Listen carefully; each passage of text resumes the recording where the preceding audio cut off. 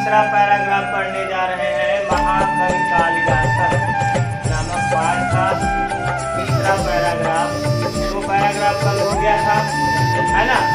आज आइए तीसरा पैराग्राफ पढ़ते हैं। एक बार इसको हम लोग पढ़ लेते हैं, फिर इसका अनुवाद करेंगे हिंदी में, ठीक है। देखिए लिखा है, एका जनश्रुति अति प्रसिद्धा यया कवि कालिदास विक्रमादित्यस्य सभारत्नेषु मुख्यतमः इति ख्यापितः। मिला तुम्हारी मिला उधर क्या थी? एका जनश्रुति अति प्रसिद्धा अस्ति यया कवि कालिदास विक्रमादित्यस्य सभारत्नेषु मुख्यतमः इति ख्यापितः। सानू सरल है कि नहीं? फिर पढ़ने का नहीं आ रहा है। परंतु अत्रापरा विडंबना समुत्पद्यते विक्रमादित्यस्यापि स्थिति कालः सुतराम स्पष्टो नास्ति। केचित् मन्यन्ते यत् विक्रमादित्य उपाधिधारिणो द्वितीय चंद्रगुप्तस्य समकालीक आसीत् कविरसौ। कालिदासस्य मालविकाग्निमित्र नाटकस्य नायकोऽग्निमित्र शुंगवंशीयः आसीत्। स एव विक्रमादित्योपाधि धृतवान् यस्य सभारत्नेषु एकः कालिदासः आसीत्। तस्य राज्ञः स्थितिकालः ख्रीष्टाब्दः प्रागासीत्। स एव स्थिति काल कवेह अभिसिद्धयत्। है ना सस्ता? बताओ अब इसमें आप लोगों को क्या दिक्कत हुई पढ़ने? सरल लग रहा था नहीं? बोलो भाई। पढ़ लेंगे। देखिए, जब तक आपको संस्कृत पढ़ने नहीं आएगा तब तक आप अर्थ कैसे निकालेंगे? ठीक है। अब आइए देखते हैं इसका अनुवाद। संदर्भ आप लोगों को पता है, एक बार फिर बता दें। संदर्भ लिखा है, देखो संदर्भ आपको लिखना है, प्रस्तुत गद्यांश हमारी पाठ्य पुस्तक संस्कृत गद्य भारती में वर्णित क्या है? पाठ का नाम कविकुल गुरु कालिदास नामक पाठ से लिया गया है या उद्धृत है। सरल है कि नहीं? लिख लेंगे। अब आइए देखते हैं, लिखा है, अब अनुवाद पे ध्यान देते हैं। एका जनश्रुति, कल हम लोगों ने पढ़ा था क्या कि कवि कालिदास के जीवन परिचय में जन्म स्थान और जन्म का काल, समय जिसे कहते हैं, और बताइए किस कुल में हुए थे तथा उनके जन्म लेने का क्या अभिप्राय था। यह सब आज भी झगड़े की जड़ में पड़ा हुआ, झगड़े की जड़ में पड़ा हुआ मतलब विवाद में पड़ा हुआ है। बहुत से कवि, बहुत से समीक्षक वर्ग के लोग तमाम प्रकार की बहुत सी बातें बोलते रहते, कोई निश्चित निर्धारित रूप से कोई कवि कालिदास के बारे में आज तक पता नहीं कर पाया है। सरल है ना? अब इसके बाद भी कुछ समीक्षक वर्ग के लोग, कुछ विद्वान वर्ग के लोग आंतरिक और बाहरी सबूतों के आधार पर, किस्से कहानियों के आधार पर, किताबों के आधार पर, है ना, इन सब को पढ़ने के बाद वे कुछ महाकवि कालिदास के बारे में बताने का प्रयास कर रहे हैं। समझ में आया? अब देखिए क्या लिखा है कि एका जनश्रुति अति प्रसिद्ध, एक जनश्रुति अत्यधिक प्रसिद्ध है। एक जनश्रुति, जनश्रुति का मतलब क्या होता है? जनता के द्वारा, जन माने लोग, ये जनता ना, लोगों के द्वारा श्रुति माने सुनी सुनाई गई बातें ही क्या कहलाती हैं? जनश्रुति। तो एक जनश्रुति अत्यधिक प्रसिद्ध है। अब जनश्रुति का मतलब और अधिक समझ सकते हैं जैसे हम यहाँ पे पढ़ रहे हैं ना, किसी भी प्रकार की अगल बगल जाते वक्त अगर कहीं सड़क पे मान लीजिए कोई दुर्घटना हो गई या कोई और बात हो गई, बहुत ज़्यादा भीड़ इकट्ठा हो गया, आप आंखों से अपने प्रत्यक्ष रूप से देखे हैं, ठीक है, आगे बढ़ेंगे आप, कोई आपसे पूछेगा तो आप बता देंगे अपना आंखों देखा है, ठीक है। अब वही व्यक्ति, वो तो देखा नहीं था ना, आपने उसको बताए थे कि अरे एक व्यक्ति का जो है एक्सीडेंट हो गया है, उसको बहुत सारी चोटें आई हैं और हालत बड़ी नाजुक है, इतना कह के आप चले गए। अब वो व्यक्ति आगे गया, उससे कोई पूछा क्या बात है, कहेंगे अरे ऐसी सी बात है, वो तो बहुत देरी की बात थी, कहीं वो मर मुआ न गया होगा, है ना। अब जैसे जैसे बातें आगे बढ़ती जाएंगी वैसे वैसे लोग बताने वाले बनते चले जाएंगे। ये क्या है? जनश्रुति है ना, लोगों के द्वारा सुनी सुनाई गई बातें। तो यही बात प्रचलित है महाकवि कालिदास के जीवन हिस्ट्री में। कैसे? देखिए लिखा है, एका जनश्रुति अति प्रसिद्धा, एक जनश्रुति अत्यधिक प्रसिद्ध है। क्या प्रसिद्ध है? जनश्रुति यया कि कवि कालिदास विक्रमादित्यस्य, महाकवि कालिदास एक जनश्रुति अत्यधिक प्रसिद्ध है, यया माने जिसके द्वारा, एक जनश्रुति अत्यधिक प्रसिद्ध है जिसके द्वारा महाकवि कालिदास विक्रमादित्यस्य, देखिए स्य लगाए ना, विक्रमादित्यस्य षष्ठी विभक्ति एक वचन का चिन्ह क्या होता है? हाँ, का, के, की, रा, रे, री और ना, ने, नी, ठीक है। तो एक जनश्रुति अत्यधिक प्रसिद्ध है यया जिसके द्वारा कवि कालिदास विक्रमादित्यस्य, विक्रमादित्य के सभारत्नेषु, सभारत्नों में मुख्यतमः, मुख्य थे इति ख्यापितः, ऐसा प्रसिद्ध हुआ है, ठीक है। एक जनश्रुति अत्यधिक प्रसिद्ध है, लोगों के द्वारा सुनी सुनाई गई बात एक बहुत ही प्रसिद्ध है कि महाकवि कालिदास विक्रमादित्य के सभा रत्नों में से मुख्य थे या एक थे, ऐसा प्रसिद्ध है। आया, परंतु अत्र अपरा विडंबना समुत्पत्ति, परंतु यहाँ पर ध्यान दीजिएगा, एक दूसरी विडंबना, विडंबना मतलब शंका, संदेह, परंतु यहाँ पर, परंतु देखिए लिखा है परंतु अत्र अपरा, अत्र माने यहाँ पर, अपर माने दूसरी, परंतु यहाँ पर दूसरी विडंबना मतलब दूसरी शंका समुत्पद्यते माने यह उत्पन्न होती है कि, देखिए लिखा है क्या उत्पन्न होती है, विक्रमादित्यस्या, विक्रमादित्य का भी स्थिति काल, स्थिति काल, ध्यान दीजिएगा, परंतु यहाँ पर दूसरी विडंबना उत्पन्न होती है कि विक्रमादित्य का भी स्थिति काल सुतराम स्पष्ट मिला, परंतु विक्रमादित्य का भी स्थिति काल सुतराम स्पष्ट, स्पष्ट रूप से, सुतराम माने होता है पर्याप्त, सुतराम मतलब पर्याप्त, परंतु देखिए लिखा है ना विक्रमादित्य से स्थिति काल, विक्रमादित्य का स्थिति काल भी सुतराम माने पर्याप्त रूप से स्पष्टो न अस्ति, स्पष्ट नहीं है। कुछ समझ में आ रहा है नहीं आपको?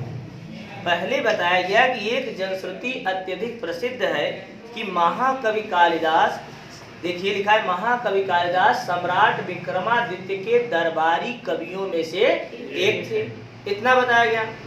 तो सब लोग समझने लगे, अरे तो विक्रमादित्य के दरबार में कवि थे, विक्रमादित्य के बारे में तो हम तो जानते हैं, तो जानते ना, एक पाठ पढ़े थे आप लोग, the judgement seat of Vikramaditya, Vikramaditya का न्याय सिंहासन। विक्रमादित्य बड़े फेमस राजा थे, है ना, the great emperor of Ujjain, Ujjain के महान राजा थे कौन? विक्रमादित्य। तो विक्रमादित्य के सभा रत्नों में से थे, एक जनश्रुति अत्यधिक प्रसिद्ध है, लोग ऐसा कहने लगे, तब सबको बड़ा अच्छा लगने लगा, अरे तो हम जानते हैं विक्रमादित्य के बारे में हमने सुना है, लेकिन दूसरी विडंबना, दूसरी शंका यहाँ पर यह उत्पन्न हो गई कि विक्रमादित्य कब जन्म लिए थे, यह भी बात शायद किसी को पता नहीं है। समझ में आया? अब समस्या यह दूसरी खड़ी हो गई। पहले बताया गया विक्रमादित्य के राज दरबारी कवियों में से एक कौन थे? कालिदास ना, यही बताया गया ना। एका जनश्रुति अति प्रसिद्धात, एक जनश्रुति अत्यधिक प्रसिद्ध है या जिसके द्वारा कवि कालिदास विक्रमादित्य के सभा रत्नों में से मुख्य थे।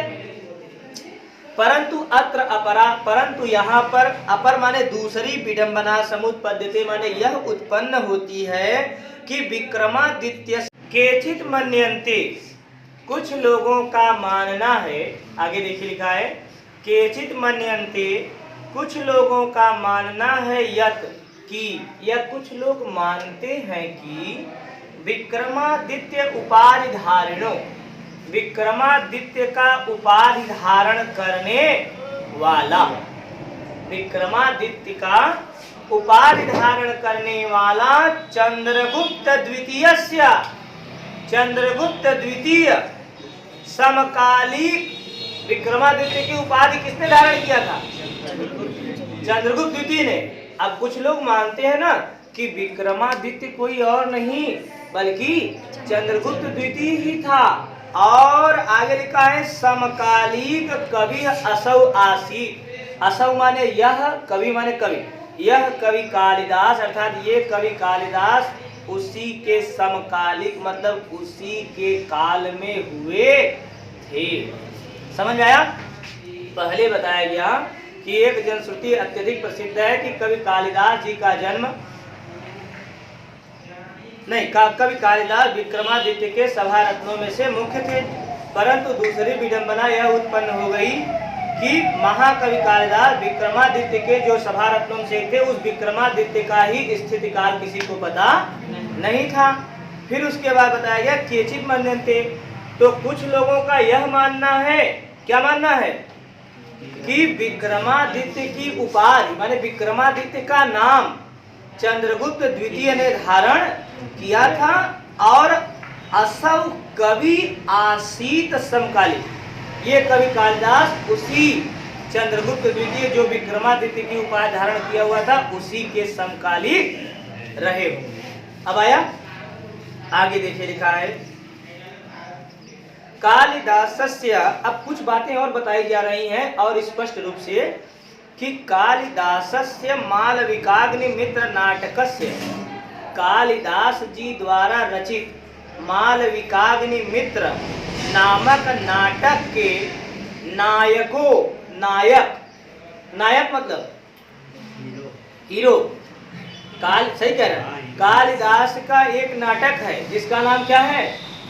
मालविकाग्नि मित्र। मालविकाग्नि मित्र नाटक का नायक अग्निमित्र शुंग वंशीय राजा था।